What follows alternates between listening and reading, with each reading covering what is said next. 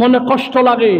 90% অধিক মুসলমানের দেশ, এখানে নামাজ পড়লে কোনো সমস্যা নেই, রোজা রাখলে কোনো সমস্যা নেই, রমজানের আগে হাফেজদেরকে ইন্টারভিউ নিয়ে তারাবির জন্য ঠিক করলে কোনো সমস্যা হয় না।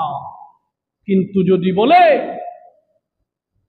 আল্লাহর কোরআন দিয়ে সমাজ চালাতে হবে, আল্লাহর কোরআন দিয়ে দেশ চালাতে হবে, আল্লাহর কোরআন দিয়ে এই ইউনিভার্সিটি চালাতে হবে, আল্লাহর কোরআন দিয়ে কোনো একটা অনুষ্ঠান শুরু করতে হবে, সেখানে কিছু মানুষের জ্বালা শুরু হয়ে যায়। এই কথা আল্লাহর কোরআনে সূরা সফের ভিতর আল্লাহ রাব্বুল আলামিন বলেছেন, وقال الذين كفروا لا تسمعوا لهذا القرآن والغوا فيه لعلكم تغلبون। আল্লাহর প্রিয় হাবিব যখন আল্লাহর কোরআন তেলাওয়াত করতেন, মক্কার কাফের মুশরিকরা আল্লাহর কোরআন শুনতই না। যারা আল্লাহর কোরআন শুনতে আসতো তাদেরকে তারা বাধা দিত।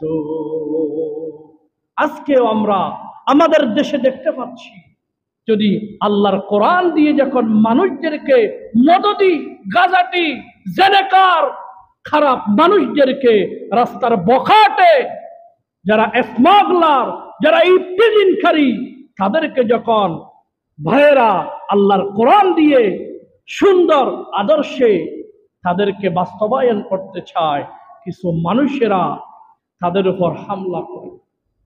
নিশ্চিত আমরা বলতে পারি, যেই সকল মানুষেরা কোরআন বিরোধী, কোরআন যারা তেলাওয়াত করে তাদের উপর যারা হামলা করে, তাদের জন্মে সমস্যা আছে।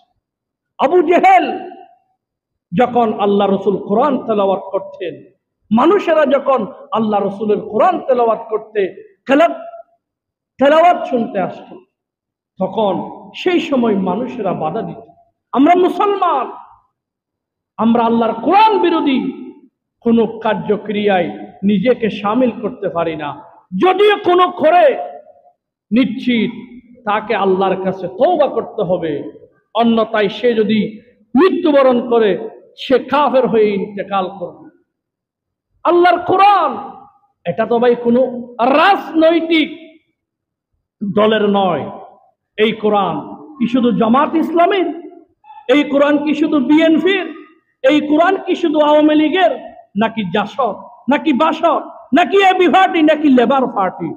এই কোরআন হচ্ছে হুদাল লিল আলামিন, বিশ্ববাসীর জন্য হেদায়েতের একমাত্র ঠিকানা। এই কোরআন নিয়ে কোনো দালাদলি এটা মুসলমান করতে পারে না। মুসলমানের সন্তান কোরআন তেলাওয়াতকারীদের উপর কোনোদিন হামলা করতে পারে না। এর যদি ডিএনএ টেস্ট করা হয়, সেখানে বোঝা যাবে নিশ্চিত তার জন্মে সমস্যা আছে। সম্মানিত ভাইস, আল্লাহর কোরআন এটা মুসলমানের অন্যতম সম্পদ। আপনার সন্তানকে আপনি সকালবেলায় না ঘুমিয়ে, ঘুমাতে না দিয়ে কেন ঘুম থেকে তুলে দেন? সকালবেলায় সে কোরআন শিখবে, বড় হয়ে মুসলমানের সন্তান কোরআন পড়তে পারবে না, এটা তো হবে না। সম্মানিত হাজিরিন, আল্লাহ রাব্বুল আলামিন বলছেন, ইয়া আইয়ুহাল্লাযীনা আমানু কু আনফুসাকুম, ও হে মানব সমাজ, ও হে ঈমানদারেরা, তোমরা নিজেও জাহান্নামের আযাব থেকে বাঁচো, তোমাদের যারা ছেলে মেয়ে অধীনস্থ, যারা তোমার পরিবারের অন্তর্ভুক্ত, তাদেরকেও জাহান্নামের আযাব থেকে বাঁচাও।